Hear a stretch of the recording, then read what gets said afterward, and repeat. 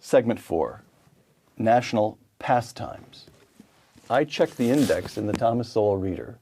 Ronald Reagan, whom you called the most successful president of the 20th century, appears on 5 pages. Babe Ruth appears on 7. Tell me about the dead ball controversy. Oh my goodness! This is the argument you see, for the first 2 decades of the 20th century, nobody hit as many as 30 home runs in a season. Those who hit not Ty Cobb, none of the people we revere as the great sluggers of that era. None. Nobody came to 20. Right. Okay. They came to 30. 30. Sorry. All right. Of those who got as far as 20 home runs, nobody did it twice. In the entire decade. And then in the entire two decades of the 20th century. Now the 1920s come along, and there are all sorts of people hitting 40 or more home runs and doing it more than one time. And so the argument has been made, they changed the ball. The problem is that if you look at the people who were the big sluggers prior to 1920s, many of whom played during the 1920s, had big seasons during the 1920s, and none of them hit 20 home runs during the 1920s. The people who hit the 40 home runs and more were new people.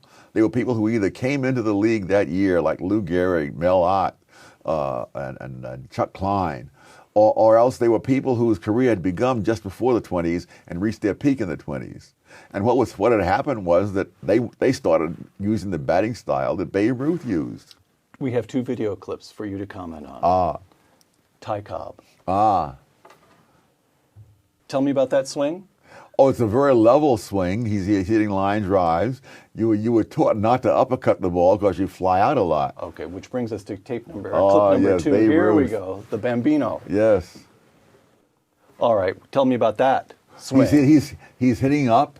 He grasps the bat down at the end of the bat, which gives him more leverage and less control. And some people have theorized that Babe Ruth got away with that because he started his career as a pitcher, and no one cared how pitchers batted.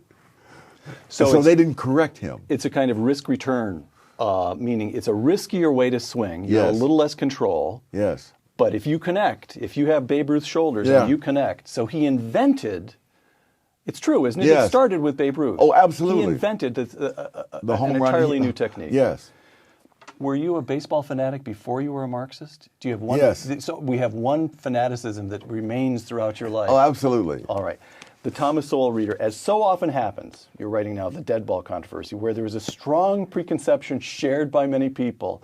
No alternative explanation was considered, much less tested empirically. Yes. Why are human beings, even baseball fans, such boneheads? Well, listen. Compared to the people in politics, the baseball fans are geniuses.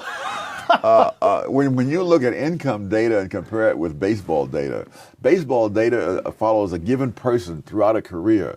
Income data follows blocks of people, and they're not the same people in these income brackets. You know, so it's much more realistic. All right.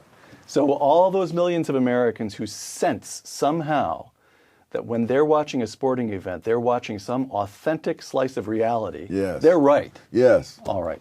From the national pastime of baseball to the national pastime of politics and Republican presidential candidate Herman Cain.